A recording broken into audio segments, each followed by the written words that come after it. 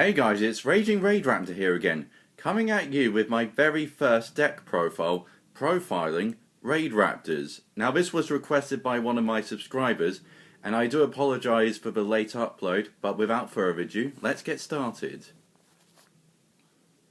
So starting off, we have 3 copies of Lanius.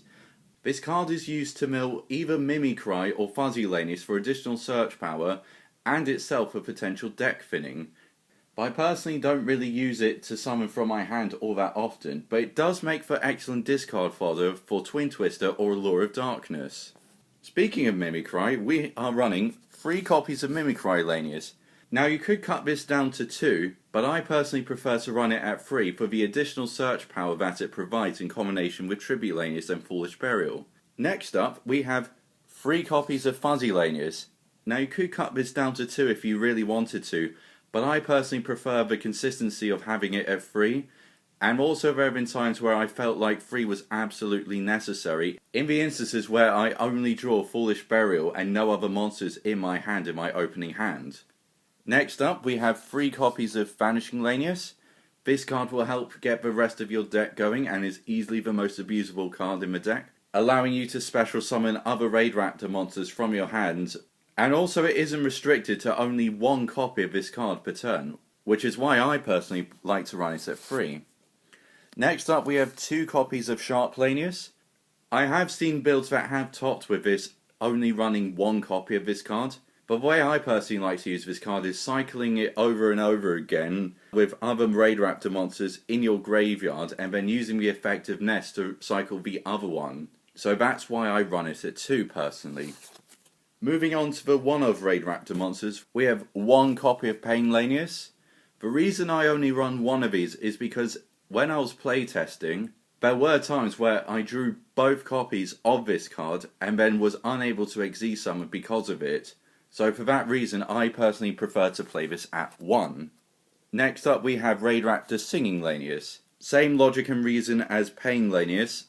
If you draw 2 of these in your opening hand, you won't be able to Xyz summon to get your deck going, which is why I personally play it at 1. For the last Raidraptor monster, we have Raidraptor Lastrix.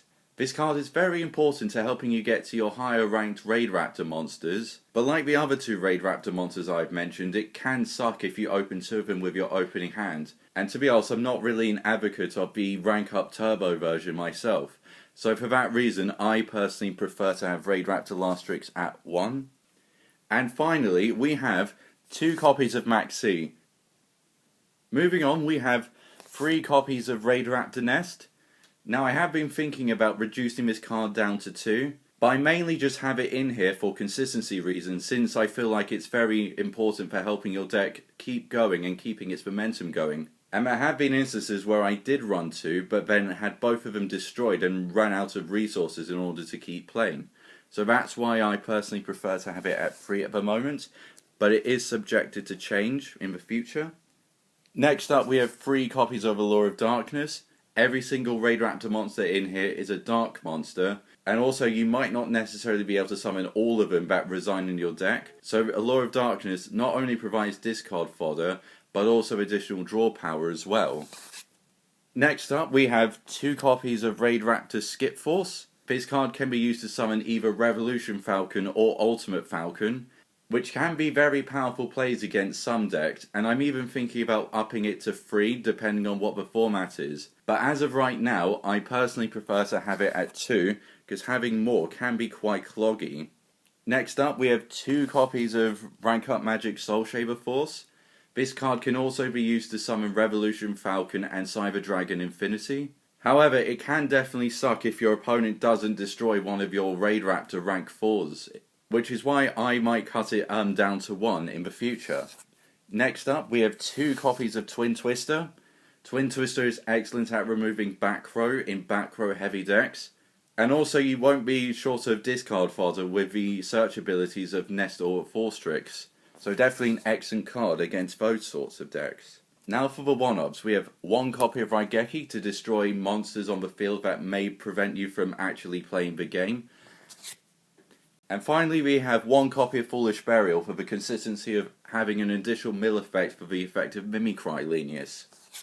Next up we have one copy of Raidraptor Readiness. This card is very good against decks that don't necessarily have effects to get rid of monsters like desk bots, but it can be very good against monsters that mainly just summon big boss monsters like DDDs or Blue Eyes, and can potentially help you stall for another turn if you really need it.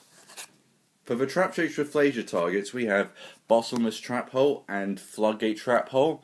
Both of them are very good against Pendulum decks, as you can either destroy or clog up their fields, which then they cannot flip over unless they tribute summon over, and they are still good against decks that inherently special summon. Next up we have two copies of Solemn Strike. Definitely excellent against Pendulum decks and decks that inherent special summon, or even monster effect heavy decks. However, I'm not sure if I'll be running it in the next format of Zoodiac Beasts, but I still think it's an excellent card that will still be prevalent in future formats. But you might be wondering, why aren't you running 3? Well, the reason for that is this. One copy of Solemn Warning. This card, like Solemn Strike, can also stop inherent special summons, but I personally prefer to run one copy of Solemn Warning in instances where I might not be facing against decks that don't inherent special summon and instead rely on effects like Shadows or Red Eyes. And finally we have one copy of Vanity's Emptiness.